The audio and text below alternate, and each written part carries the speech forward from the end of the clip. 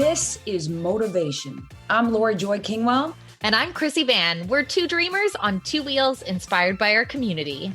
And we're celebrating the voices we're just lucky enough to discover along the ride. Picture this. There are moments when life's roads seem too narrow, boxing us in and making us yearn for freedom. And so we embark on a journey of introspection and self-discovery, wrapping ourselves in a cocoon of transformation. Just like a caterpillar, shedding old beliefs, breaking free from habitual constraints, and shattering limitations that once held us back. But here's the kicker. Some find comfort in their cocoon, hibernating for months, years, or even lifetimes. Others might regress, retreating to the familiarity of their former stages. But for those who dare to push forward, a revelation awaits. A transformation that echoes the emergence of a butterfly from its cocoon. In this episode, we're talking about the stages of life that parallel the caterpillar's cocoon and the butterfly's majestic and courageous flight. We're turning over those engines of self-discovery, cruising through the uncomfortable, and liberating bends and turns of personal growth. This is your motivation. Okay. All right. Chrissy and I are both in this in different stages. Well, everyone, Chrissy and I, every human being, you're in one stage whether you like it or not. You are. And before we really talk about it, I'm going to read off something I grabbed from the old interweb that better defines what we're talking about before we really kick it off and talk about it. So here we are. This is like the parallel of, in our human experience, to the caterpillar turning into the majestic butterfly. So you got the caterpillar stage, the exploration and the preparation stage. Just as a caterpillar explores its environment and consumes nourishment to prepare for its transformative journey, well, humans, we embark on this exploration of self and the world around us. And this stage involves gathering knowledge, experiences, skills that lay the foundation for that growth. And then we've got that cocoon stage, that self-reflection, the transformation. The cocoon stage symbolizes a period of introspective and transformation. Similarly, I can barely say that word, human exploration often leads to moments of deep reflection where individuals reevaluate, like, what do I believe? What are my habits? What are my limitations? This stage is about shedding old patterns and stepping out of our comfort zone and embracing change. And then you got the butterfly stage, the emergence and the flourishing. Just like a butterfly emerges from its cocoon with vibrant wings, us as humans, we push through the challenges of self-discovery and emerge with this like newfound strength and resiliency and wisdom. We're different. Things look different. We show up differently, and they evolve into a more authentic and empowered version of ourselves, ready to soar and embrace new horizons. And then there's the flight stage of embracing those new horizons. And once a butterfly takes flight, it explores new territories and experiences the world in different perspectives. Similarly, individuals who undergo personal exploration and you transform and you expand those horizons and you seek new experiences, challenges, and opportunities for growth. And the last one is the metamorphosis. Metamorphosis. Metamorphosis. Sorry, I can't help it anytime we it. say that. Get in on that. I love Metamorphosis. that. Metamorphosis. Is the lifelong growth. The entire process of a caterpillar to a butterfly represents an ongoing cycle of growth and transformation. In the human exploration, personal growth is a continuous journey of evolving perspectives, adapting to change, and continually seeking self-improvement. So like they said, whether or not you know it or like it, you're in it. And you might be at one cycle and you're going into the next. So with all of that said, and a little bit of framework and a little bit of visualization of what we're going to be talking about today, Chrissy, off to you, over and out. So this entire concept was like a revelation for me this week. I'm sure some of you listening maybe are familiar with these stages or have heard this metaphor before. Personally, in all the self-help and self-development and personal growth books I've ever read, I've never heard it verbalized that way until this week. And then I went, oh, this makes so much sense. And it's kind of nice when you find something that you identify with so well, where, especially when you're in a time when you know you're not in alignment, which is a space that I am currently coming to you from. there is comfort in having another level of awareness of knowing and reminding yourself that every stage is transient and every stage is a process. So truthfully, on this podcast, something that has bothered me when I am speaking in my brain, anytime we would talk about a lot of phases, often my perspective would come from like a professional thing that I was going through. And in my head, I was like, oh, it shouldn't always be about work. But I think what I'm making a lot of peace with, I'm a creative. And when you are a creative, my work is like an expression of myself. And I feel very lucky I've made a career out of that, especially now, because before it was like a version of my creativity. Now I'm like way more hands-on and intrinsically attached to my creative work. And I was starting to feel creatively stifled lately. So to take you back in regards to these phases, if you recall, it was 1 year ago, almost to the day, that I officially quit and that was a huge, massive deal. It was quitting a 10-year career. And in that moment, now I know I was like busting out of a fucking cocoon. I arrived as a butterfly. I then soared so high with these new experiences and big vistas. And that drove me for a long time. I mean, don't get me wrong. Even in the flight stage, you're like, holy shit, and battling that inner thought and inner narrative of fear that I think is going to come with you no matter what phase you are joining us from. Because I'm sure when you heard Lori speak there's one that probably you were like, oh my gosh, it's exactly how I feel right now. And it could be like 1 through 5 of them. But all of a sudden, I hit the metamorphosis, as I know, and I looped back. And what I now know is like there has been a huge span of this past year that I've spent as caterpillar. I have had to learn a ton of skill sets that I didn't possess before. I was moving a little bit slower through them, trudging along with my little caterpillar legs.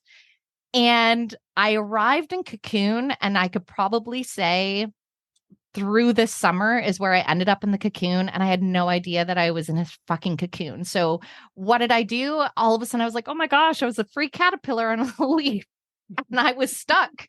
And what came with that without recognition? I've had a lot of overwhelm lately, a lack of clarity for sure, a wanting to retreat back to when things felt a little bit simpler, or perhaps I was coming up against a lot less resistance.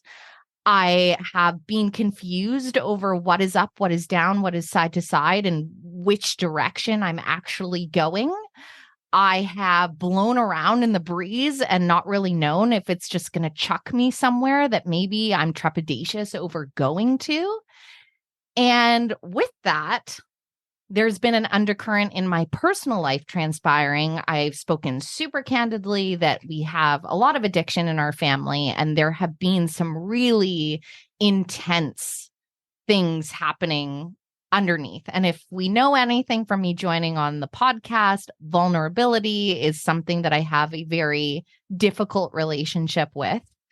And I've also, aside from my professional life, in my personal life, been going through a cocoon phase as well.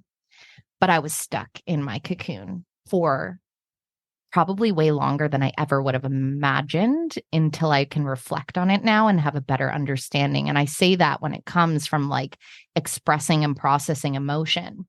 So I had kind of shared after Belize, we went on this fabulous trip, Alternate Adventures with Emma. We have a podcast with her, 10 out of 10 recommend.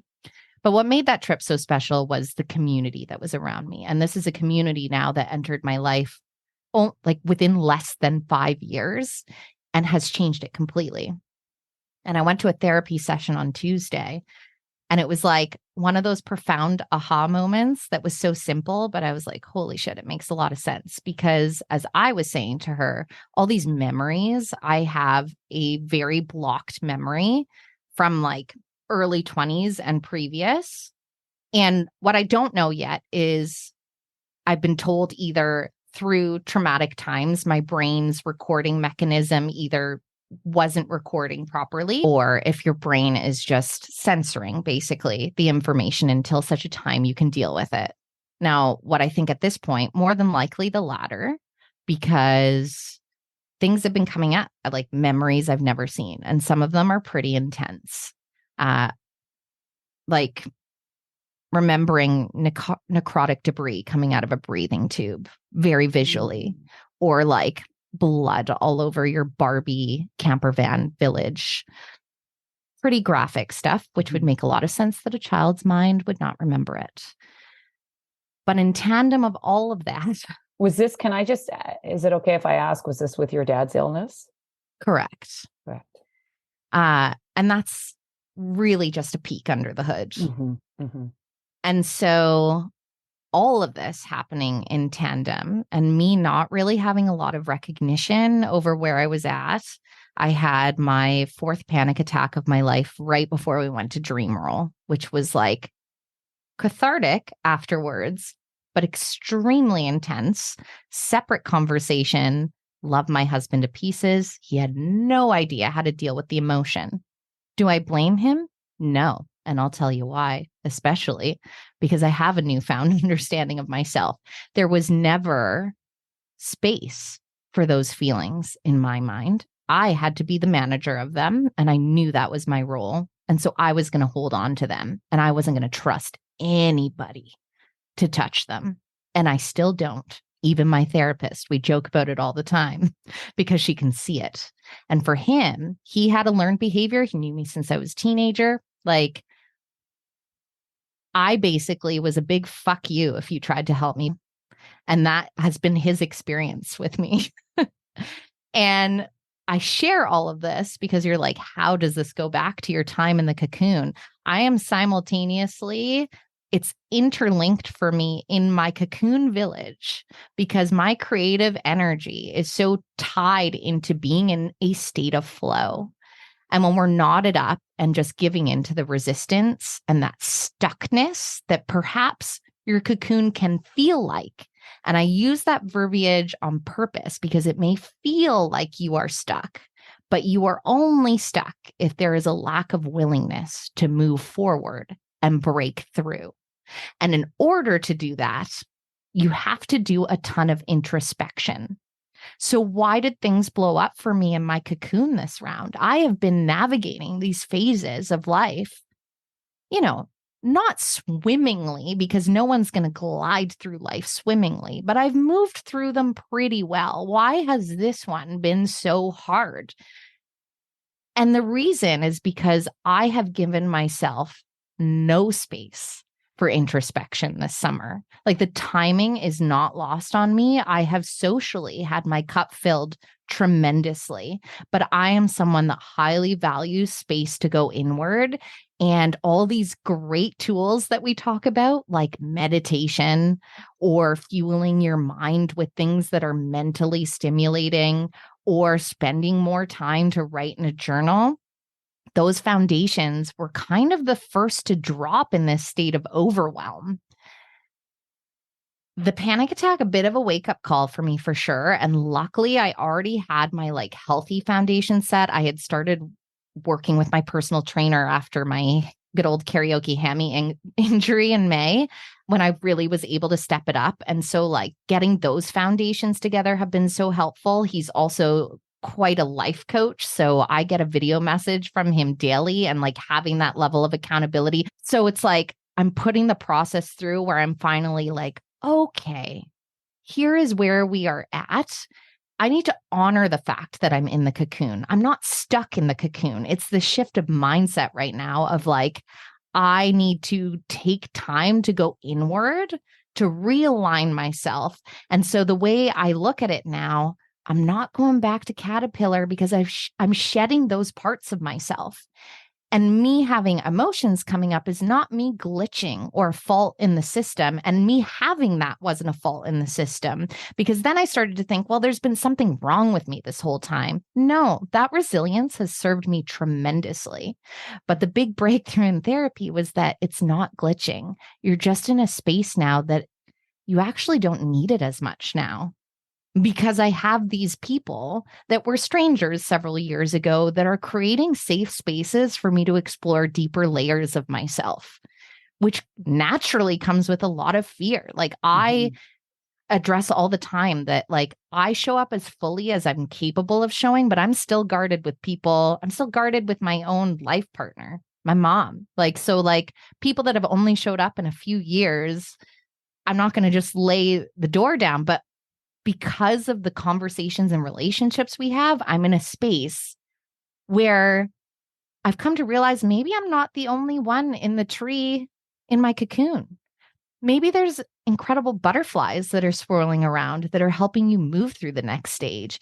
Maybe there's people that are taking flight that have learned things along the way that are going to pop in and nurture you and whisper from the outside to shift through to the next phase.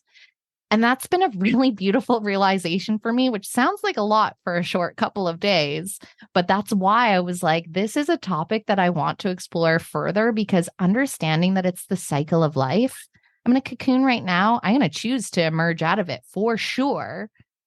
But then once again, we're going to be in a new cycle of life. And I know, Lori, for you, you are now in take flight, which I want to hear more about, because we started offline where I was like, how are you? And then we started talking about these phases that related to exactly what's going on. I was like, hold the juice for the podcast. Yeah. But I'm like, I think it's here. this beautiful thing to realize that we're all in different phases and everyone is valuable so long as you're willing to like still move forward in the cycle, because it gets 10 times harder when you're like, I just want to stay in here. And I've been in a little bit of that analysis paralysis about many layers, both professionally and personally, that I'm like, okay, this is why I have had a feeling in my gut several weeks now that I can't shake. The only way I'm going to address this is if I go inward and figure out exactly what that's trying to tell me. Oh, that was wonderful. I'm trying to think of where there's so many things going through my mind right now. That like, it was a big download. But that's, I just that, in the most when we started raw and honest, I was like, here we go. Here we go. Oh, no, that was the most incredible download. And I think that's a lot of times is like just it of recognizing that all of us are in one stage or another. And just like we mentioned, it being a cycle of, and sometimes you can be in two different stages. You know, your work life, you could be in one stage of it all. And then your personal life, you could be like cocooned and wrapped up and like, or a caterpillar being like, I refuse. But in your work life, you're a butterfly. So there's also that aspect too. That one's so bang on, not to like hijack you. No, there, for but, sure. You know, I just had a conversation. Like I have a family member that is exactly that. If anyone in their professional life were to look on the outside, they'd be like, holy fuck, you are killing it. Mm-hmm. But in their personal life, it's not that they're not killing it, but they are like a caterpillar that's barely hanging on to a leaf kind of thing, like struggling to find nourishment kind of thing. And so it is so true that you just never know what's happening in someone's life. Like from what it appears on the outside, we're so full of layers. And it's why it makes it so challenging and easy all in one to ignore the caterpillar and just focus all on the butterfly version of yourself as well when those moments have the contrast. Because why it makes it difficult is it's so much harder to be in the caterpillar stage. The discomfort, the learning, the trudging, the and the cocoon stage is challenging in its own right as well. And so it's easy to step into your strength and it's easy to step into all those different things, but whether you like it or not, they always somehow intersect. And all of a sudden the butterfly can't fly as high, soar as long. And all of a sudden that even butterfly slowly hits the ground and is looking as like, what am I? We can run, but we can't hide from ourselves. And so there's these parts of ourselves that, protect us in early childhood that block out certain memories, that romanticize certain aspects or, make things more devastating than they actually were. It's all our brain just trying to problem solve and figure this out. But sometimes we are not quite ready, and doing the small amounts of work that build and compound, we always kind of think like, oh, that's going to be our freedom. But that's not the thing that frees us. It's the looking at the really tough stuff. It's the going in. That leads us to our cocoon, not to it. We can't bypass the cocoon stage. And a lot of times I think that's why because they're like, that's fucked up. I did all this work. I did all this stuff. And I thought I was going to fly like a soar, like a butterfly. And you're like, oh no, girl, you got to go into a cocoon. They're like, what? And you're like, yeah, you got to sit with that. You got to change habits. You have to like, you got to like, maybe you have to have difficult conversation. What? No, I just thought, I needed to like be honest about some things and then soar into the sky, Sometimes, often, not even sometimes, often, that's where your freedom is on the other side of the discomfort. Going through the actual process of a caterpillar in a cocoon is quite gnarly. Like, it's not a pretty thing. Even them coming out, I don't know if you've watched it. I have, being in preschools and stuff. We've set things up so that kids can watch this process.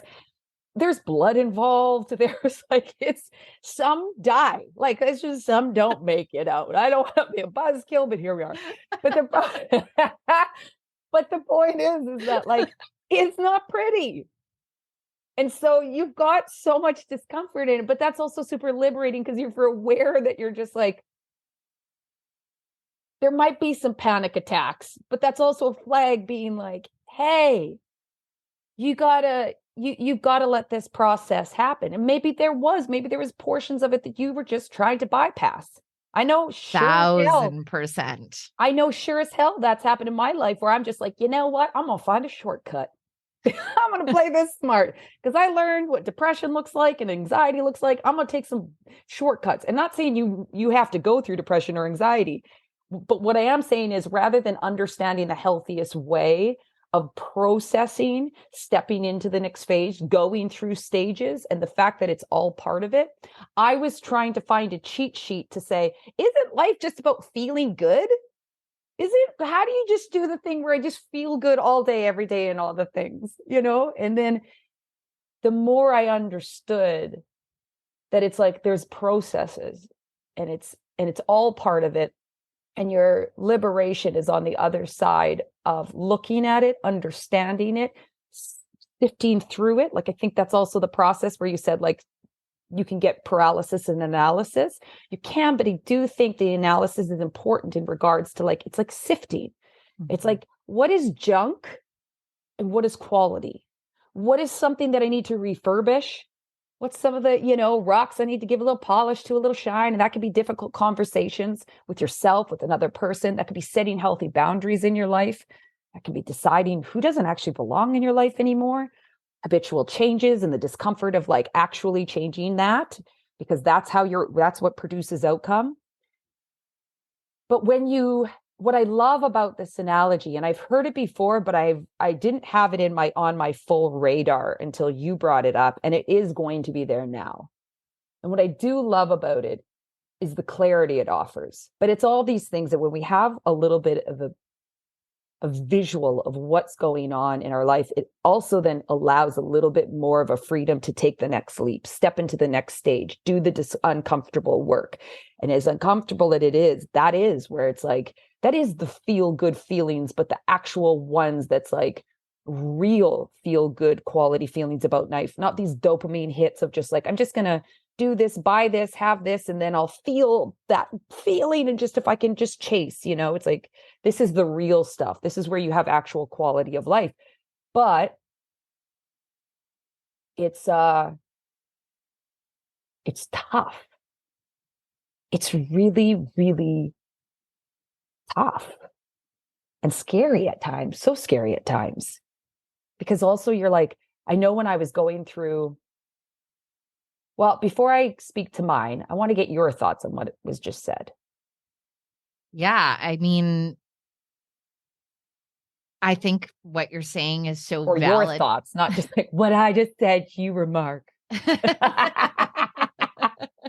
I think right there, I was so ready for you. I was like, tell me more. And then you're like, it's your turn. And I was I'm like, yeah, speaking. What's yours? Because this is what happens. Sometimes we end up becoming the listener of our own podcast, especially when you're like in the phase of life where I'm like, yes, please continue to give me the advice of how to move on.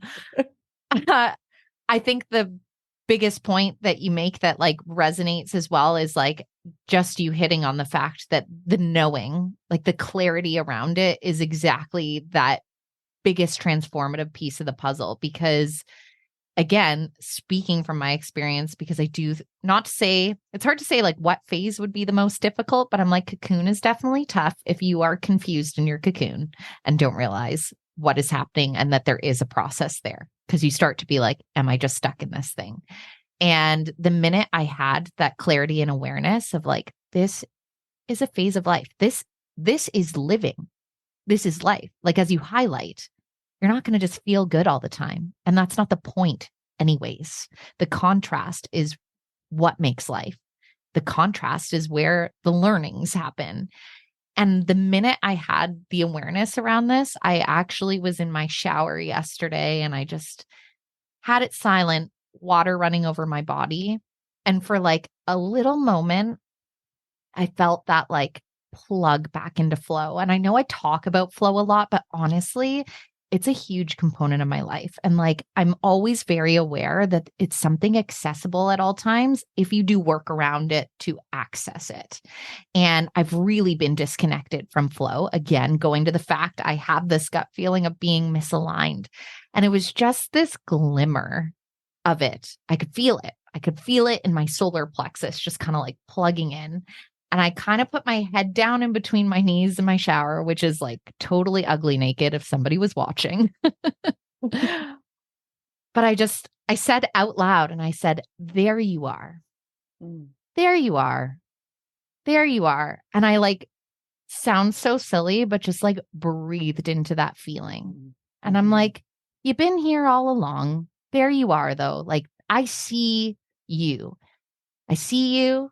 Like, we are good. We are good in this chaos. But like, we got to keep that I see you moment.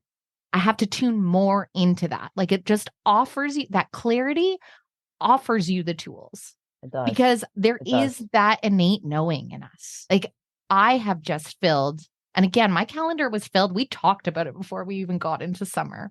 Like, it wasn't even by intention to get this disconnected from myself, but like the way it has transpired has just created that level of distance. And now I'm like, okay, I have the clarity. The clarity doesn't mean I'm just like making an exit out of the cocoon. The clarity is just providing me the awareness to be like, okay, there are some tools that we need to do. I need to slow down. And like, we've talked about this before as well, bridging off of this. Yes, I felt this feeling in my gut, truly. And like, I guess some people would verbalize it as an anxiety, but I don't even necessarily always identify it as that. Like, misalignment is the best word that I can use. And now you've heard me say it many times, but it's also manifested physically without question. I have had so many, when we talk about those universe nudges, so many stupid things happen. Chrissy's body is like on strike from her, I swear. And I'm like, not again, like, I know to people that don't subscribe to these philosophies are like, oh, like that's just life and shit happens. I'm like, no, this is the universe's way of being like, hey, we've been telling you probably need to slow down and take some space for yourself. And you keep not listening.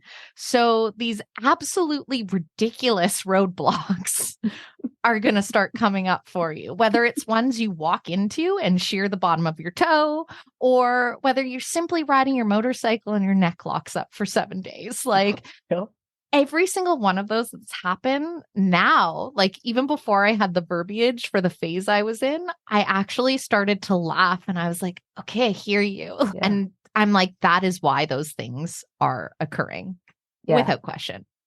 So it's kind of like, the biggest piece I take is the clarity around it. It doesn't allow you to bypass, but it's just like when we talk about being clear with other people, it's getting clear with yourself.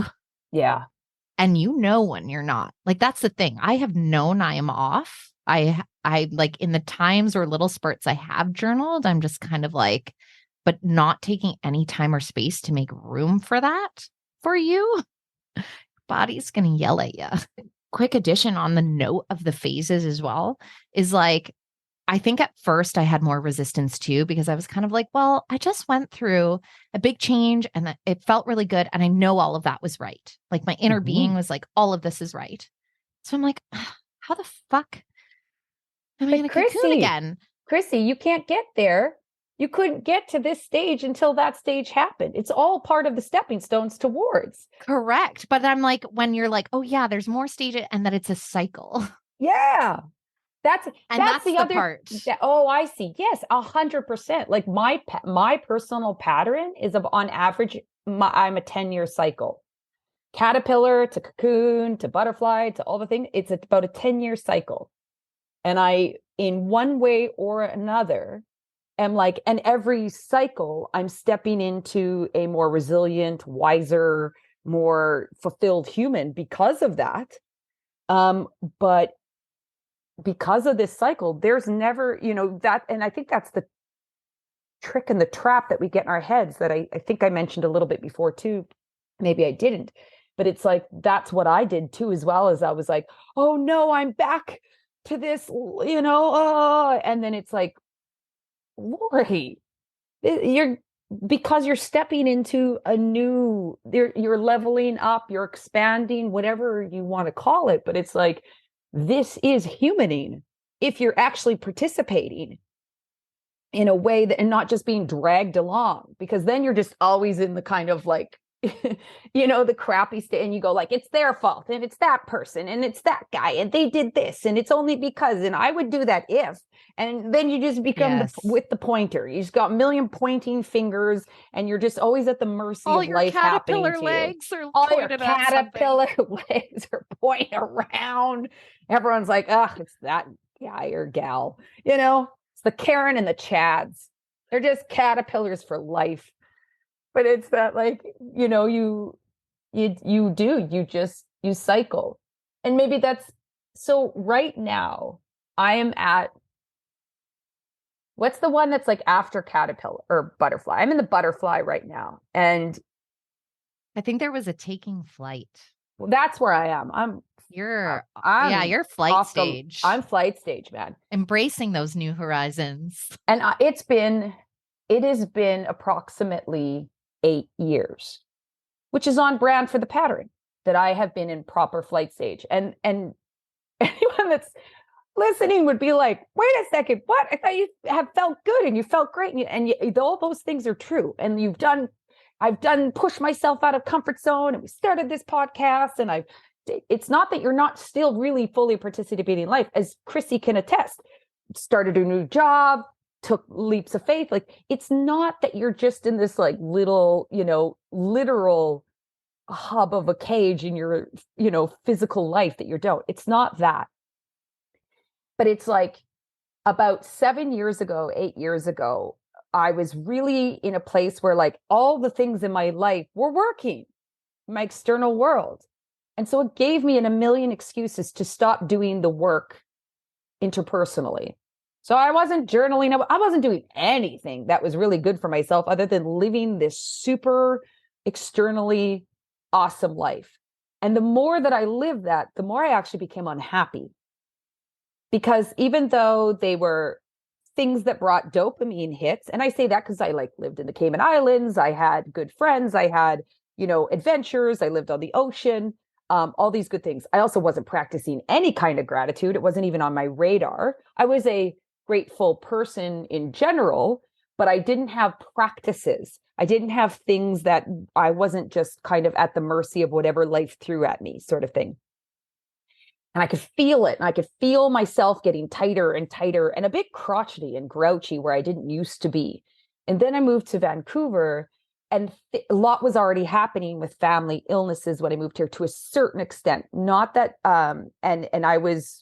it was my uncle that was sick, my aunt that passed away, her husband was ill at the time. And so I was helping her with or helping him with his appointments. He was the dope one that got me into motorcycles way back when, Uncle Doug. But anyways, the point of it is like, there was a lot going on there that was really tricky and hard emotionally. There was, I was in this like paralysis of analysis with Joy in the Home. I didn't know everything that felt difficult and uncomfortable. I just was like, I don't want to do it.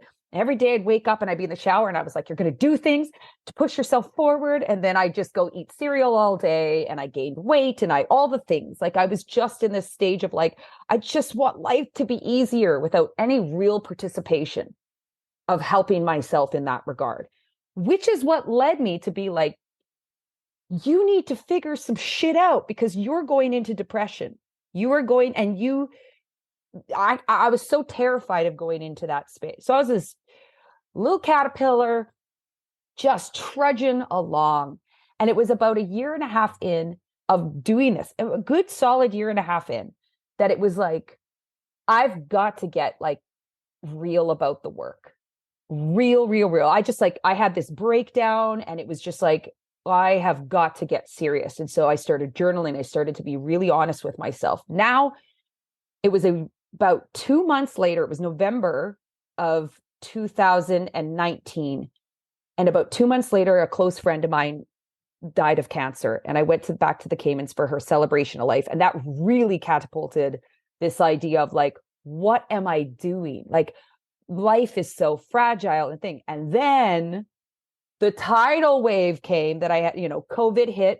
My aunt was diagnosed with cancer and I was her person. So that became my life for 3 years. Close family member was diagnosed. Dave's dad died. Allie died. First had paralysis and all that. Dave's mom was diagnosed with cancer. All the things happened for the next 3 and some years while I was in this caterpillar / cocoon stage, but it was more so caterpillar. And I gave it as the podcast, and you guys have followed along for 2 years of that. This is kind of the beauty. People now have been with us through. I was like, I was in it in a way in life that I've never been in it before, but I was so dedicated to my mental health and to taking real choice in charge of my life that I gave it everything I had in some. So I was like developing skill sets left and right, failing left and right, like putting my physical health and my mental health at the forefront every single morning and blah, blah, blah. And I'd have blips where I'd fall off the radar, but I'd get back on taking da-da-da. But it was like a hot, beautiful fucking mess. But I knew it was supposed to be a mess. So I was open to the mess. And then I attained these new skills and I was changing my perspective of things. And I was looking at real honest parts of my personality that I thought were working and were not working. And were holding me back. And then as I shifted and I was trying to step into life as this new version of myself, it was like Bambi on Bambi legs. It was super uncomfortable. And I'm not an uncomfortable person. And I don't spend a lot of time being uncomfortable in my own skin. I was so uncomfortable. I was like, for the first time, I had like social anxiety.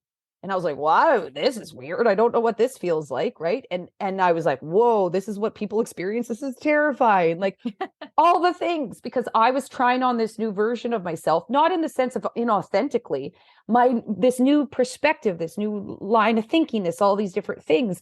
And then the terror that I would go back to my old self as well and fall into my old habits and what that would entail. And so it was this caterpillar stage from about November of 2019 till about, I don't know the exact dates, but about 2.5 years.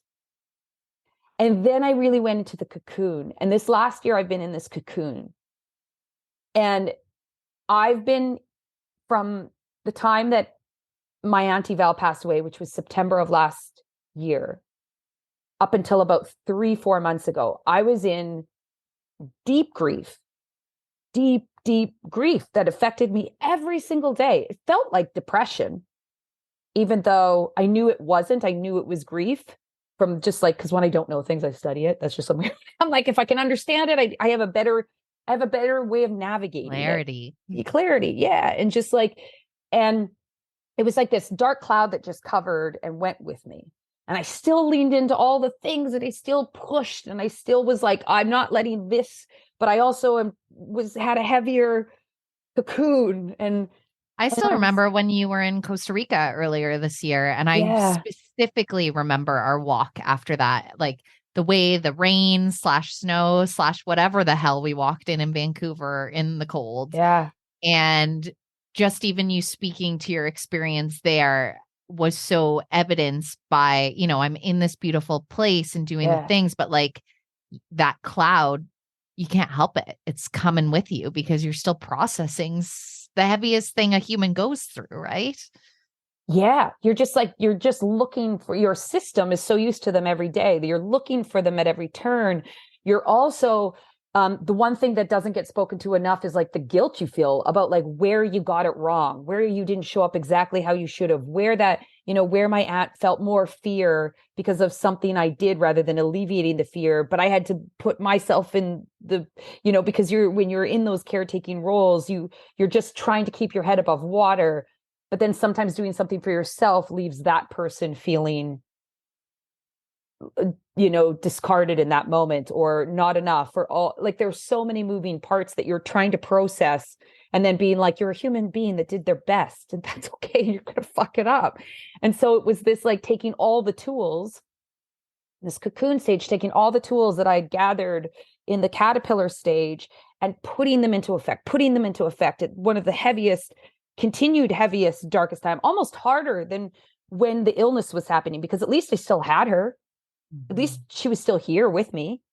And now you've just got all the stuff and all the things, and and then nothing, I'll tell you this much, nothing kills creativity like some grief. Nothing kills, sexual desire. Nothing kills all these light bulbs within you. It also has moments where it propels you to say, I'm going to fucking do it. I'm going to fucking, because you also have this like the contrast of like, we're only here, we only have this. Like, I'm going to love deeply. I'm going to do the things. So but sometimes even that is like serves you, but it can overwhelm you too, of being like, I am only here and I should be doing, but I also don't feel creative. Yes. So then you're battling that. Yes, there was all those things. And so it was about, I don't know exactly the month, but I think it was around April or May. I think it was May. And I could feel the cloud just kind of not be there. And I was like, oh, okay. But that didn't mean that the cocoon, just suddenly the cocoon's not, that I'm out of it. I still have a gruesome little exit strategy with some blood, and maybe I'm not, and I don't know if I'm making it out right. But, and then summer hit. And as like Chris, you said, we had our summers jam packed, and I was concerned for myself because I knew that it was go, go, go. And was I going to be able to like really still look at the things that I knew really needed to still be like, honored and kind of nurtured. And mine went the opposite way of yours. And this is why I say, like, how do you know? How do you know until you know if it worked or wasn't the best choice? And I had back to back adventures for like 2.5 months. And when I say back to back, I mean back to back. Like Dave and I rode to Yellowstone and back. I went to a week in Cortez Island with colleagues of mine to this beautiful cabin on the ocean. We did a girls' trip to a cabin on the ocean. We went camping. May weekend for my birthday. We also went camping for our girls' weekend. Like dream roll. What else? There were so many things. Still Women's Moto Summit on the horizon at time of recording. Yeah. Yes. And so the point is it wasn't because of necessarily the things. It was the people and these like exposures. And I say that even like our Yellowstone trip went sideways in so many different ways, but it was like the most beautiful, like weather. I lost a saddle bag with the contents, which was one of the contents. And there was my Uncle Doug's motorcycle gloves that I always wear, which ironically, right when the trip started, I remember looking at my hands going, these aren't even that comfortable. I wonder when I'll stop wearing them. And then I laughed myself, never, because they're my Uncle Doug's and it's like apart. And I swear he was like, okay, girl, they're off your bike. You're done. Go get yourself some new gloves. And I got the most comfortable gloves. And weirdly now they represent him too, because of the like ridiculousness of it. But a lot of things happen. And I constantly was having all these lessons that I learned, all these experiences that I had. Everything all of a sudden came rushing into a gazillion different moments of lessons, and the puzzle pieces were just like click, click, click, click, click, click, click, click, click, click, click, all summer long. Even just the rain going at Cortez Island, and I was by myself for a walk, and I happened to be the only one that brought a raincoat out of everybody, and I was on the ocean, and nobody was out because it was miserable, and the rain and the things, and I just was like,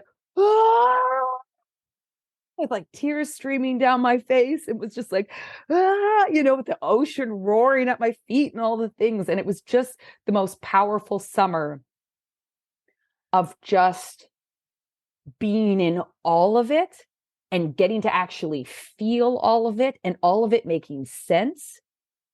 It's all those things that like all of a sudden all the puzzle pieces came back together over the last, not just the last cycle of this butterfly, stages I've been in, but even the ones before it. And I'll be back to a caterpillar, I'm sure, in 3 to 4 years or maybe less. I don't know. I don't care. It's not the point. But I feel more alive and more clear and more creative and more open and more myself and more authentically me than I've ever felt probably in my life. And it doesn't mean that I still don't have moments, hard times. I just had a huge cry yesterday morning about my aunt. I just let it cry. And I watched my little slideshow of her and I, of our lifetime together. And then I just got to my fucking day and was like, then I'm going to live the shit out of this day. And I had one of the best work days I've had. I just like got everything on my list that I was like, don't want to. And I was like, I don't give a shit what you want to do.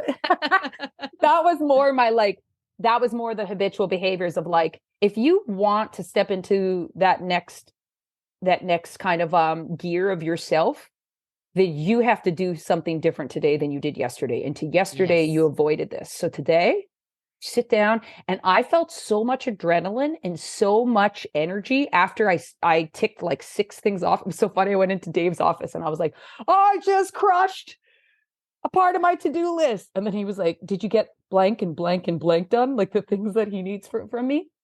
And I was like, oh, what a buzzkill. And he was like, no, I'm genuinely asking. I was like, no, but that's not the point of my victory lap. My point of my victory lap right now is to just declare. I do declare. I do declare.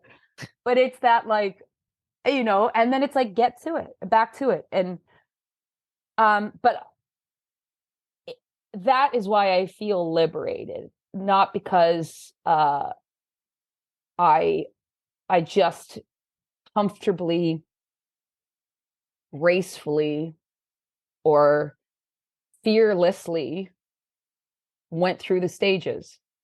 I was terrified. I was messy. I was so slow and stuck at points. The slow is so like, that's so hard. It's so hard. It's so hard. But it's also like when I'm on the other side of it, I was like, it's okay, girl. Like I have so much more empathy for myself when I look back than I did in the moment.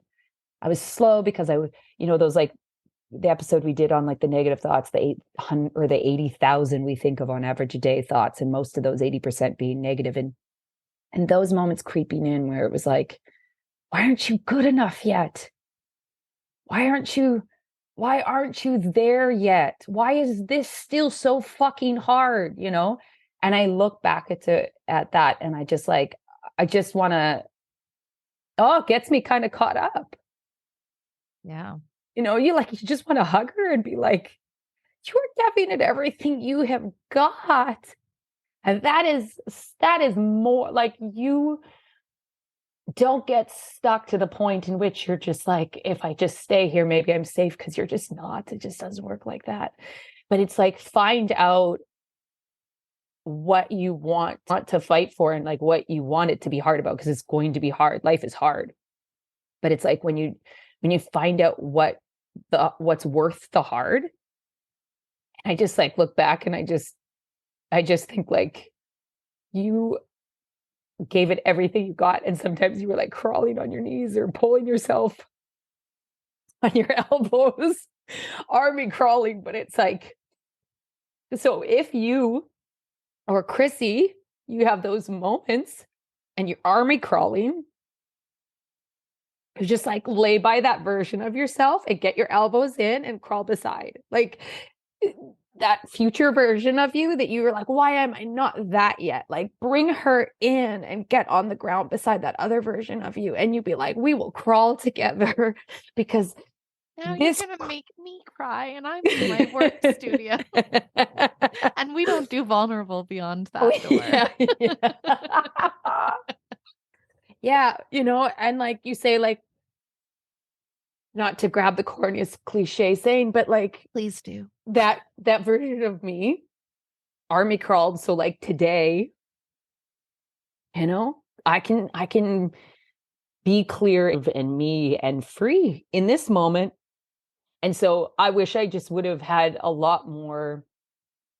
I wish I would have joined me. And that's why I say, like, now I'm bringing all the versions of me, because I'm just like, they're all me and they're all contributing and they all have a different way of showing up and they all have a different season and they all have a different timing, but they are all as critical to it all. And sometimes they give way too much credit to the one that crushes the to-do list. And I got to give it to the one that was like in a pile or sitting on the bathroom floor, naked, crouched in on herself, going like, there you are. Because she's almost more of the MVP than the one crushing. Because if she didn't do the hard stuff and she didn't look at it, the one crushing it wouldn't be there, wouldn't exist. It doesn't exist without the other one. And so that's where I'm like, no, the MVP is those versions of us and those versions of you, whoever is listening. So don't be ashamed of that. Don't look away from that. Don't quit. Don't quit. Don't quit. I just can't say it enough. Don't quit. I kept even just, that would be sometimes my motto, even though sometimes I was like, I might quit. Like, I might though. And I was like, you're not, but I might. I was like, well, let's decide tomorrow. But like, I was like, okay, but I might. There's so much value in that though, because honestly, even first of all, there's so much value in everything you just said. And it kind of goes back to where I started at the beginning, that community has so much to play with all these phases. Like, yes. I really don't know. I wouldn't be the same person without those that I'm surrounded with. And so I'm just like so fucking thankful for you. And, those people, even like the ears on this that have kept us from not quitting in all, like, there's so much value to every one of these conversations that I share with you. And like the fact that this does feel oddly like a safe space to be everything that we are. Don't know why, but here we are. But like everything in me in moments through these summers, I've quite literally just wanted to like run out of my body or exactly that, being like, maybe I don't want everything that I visualized for myself, because it would just be easier to just run. Everything in you is wanting to go run. But then there are those parts of myself that are in there. And I'm like, I'm sorry, but we don't run back to where we came from. Nuh-uh. It's not how this works. And even if I have to fight that feeling every goddamn day for the next little bit, that is a feeling worth fighting through, not for, through. Yeah. I think that kind of leads us to our motivation maintenance. Not a soulful one, was worth it.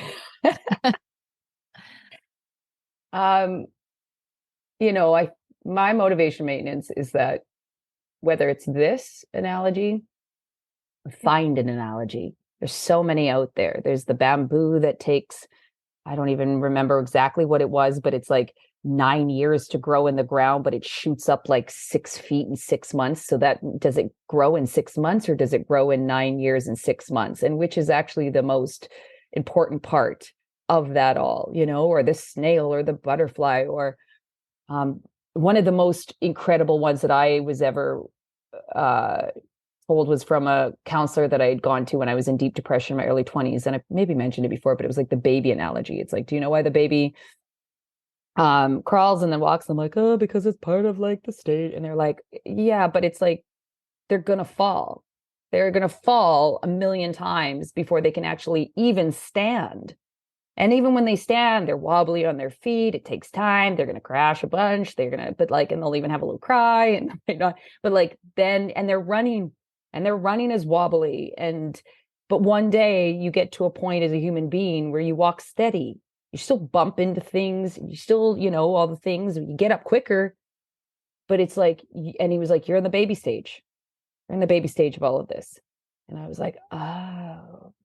Because I was beating myself up for like why I wasn't further along than I was, quicker than I was. But the point of this motivation maintenance for myself to you is that just find something, an analogy that helps you have clarity when it becomes really foggy and really confusing. Because it really helps to just be like, oh, I'm there. I'm there. It gives you a visual. It gives you something almost like tangible in a certain sense for the mind. Find one that resonates with you. Put it on a sticky note, put it on your mirror, have it in your phone, have it close by so that you can cut the chatter and get clear when it just doesn't feel, like there is any clarity. And the only other part to it is like, keep walking towards the hard stuff. Keep just like breaking it down into doable pieces. Don't overwhelm yourself with it all. Just kind of like, what can you do today to look at something that's uncomfortable and just keep moving towards the discomfort. And that's where, and never quit, never stop, never quit. Take a rest, but never quit. Yeah. It's, the analogy thing, as I say, it is the simplest advice, but quite honestly, this week I'm like having this in my little toolkit. It's like my cocoon has a hole in it now that I'm like, oh my gosh, there's like this new world waiting for me on the other side. And just as you said, I'm not disillusioned that it's not going to get really fucking messy and probably be the messiest part of this that I'm entering into, but like having the clarity that offers, there's a different level of like hope and like I talk about that feeling of misalignment. It's tugged onto something that it's pulling me toward, which is that next stage. And now I'm like, okay, like, let's just slowly unravel this and then follow the tether and make my way out. So that is such a good one. My motivation maintenance is super simple. And I know you're going to be like, haven't you talked about gratitude 9 million times? You are correct. We have. But here we go. I started this conversation by saying, in this state of overwhelm, when I was wrapped so tightly in this cocoon and not knowing what's up, down, left, right, that there was an exit, all those tools slowly started to chip away by the wayside. And what was really effective for me was starting so fucking basic. When I opened my eyes in the morning, because here's the thing, when you feel overwhelmed, I get it. When we're like, use this tool, use that, you're kind of everything in your being is like, I ain't got time for that. I'm overwhelmed. Hold on by a thread. Or the class, I'll start that tomorrow. And I was getting very guilty of that. When I open my eyes in the morning, I say thank you. Takes 2 seconds. I've said thank you every day. And it is the tiniest little pocket of gratitude, but I'm like, thank you. I'm here today. I get to do this day. And before I go to bed, no matter what that day brought, my gratitude's been really simple. And I've said thank you because I got to live that day. And maybe that day, I didn't cross everything off the to-do list that perhaps I've dragged along for the past 2 weeks kind of thing. It doesn't matter. I got to do that day. I got to live in that day. So thank you. And so if you are feeling in a phase where you're like, it just all feels so much and you're having trouble integrating the things that you know are going to help you, don't overcomplicate it. Because that simple starting my day and saying thank you is actually a mindset reframe of like, I get to do this day. Doesn't matter if the day is hard. I get to be here. I get to live it. And so it reminds you of the value of that. I'm going to hard left before we get to our quote and just let anyone that's listening know that Lori and I, as mentioned, this podcast has, it's meant so, I love that we've kept it going through all the things. And like, even through imperfect scheduling or scrambling to get things up, it's like, there's something here. And whether it like costs us to do it at this point, like there's something fucking here. And it's, there's too much in it that I don't want to let it go. But we are going to kind of be doing things a little bit differently. We've always had our weekly releases, but heading into the fall, we're going to do a seasonal batch. We're thinking a fall season and a spring season release. We're still going to give you those fun off-road episodes in between, but it's going to be something that's a little bit more manageable for us. We have been in conversation with a ton of exciting interview guests to bring back on. You know, in my paralysis, I admittedly have been way less conversational with you on social, but like that's been something that's been bringing me life and joy to like start getting. I mean, we have such an epic community, so it's like fun for me to share reels from our space and little insights into the community that we have. So you can expect more of that as well. But yeah, I know that there's those of you, I got stopped on the beach this summer by a woman that recognized the sound of my voice, and it was from this. And like, we may be this little baby, but like, we're this little baby with those of you that I know are, when we talk about misalignment, I'm like, you are aligned with what we're sharing here. And I'm sure paralleling journeys in different stages and phases of your life. So like, just reassuring that like we believe in this is so much. We're going to be doing it a little bit differently, but in a way that I think is just going to kind of bring us back to our roots in a sense of the quality of what we're looking to offer, and also expand us in new horizons with new conversations with new different people, new different angles. So I did want to mention that. Anywho, quote time. What you got? I wonder if my quote is what I think, if it's actually fits. It's always with my gal Brene Brown. I love it so much. Vulnerability sounds like truth and feels like courage. Truth and courage aren't always comfortable, but they're never weaknesses. Brene Brown. He always nails it.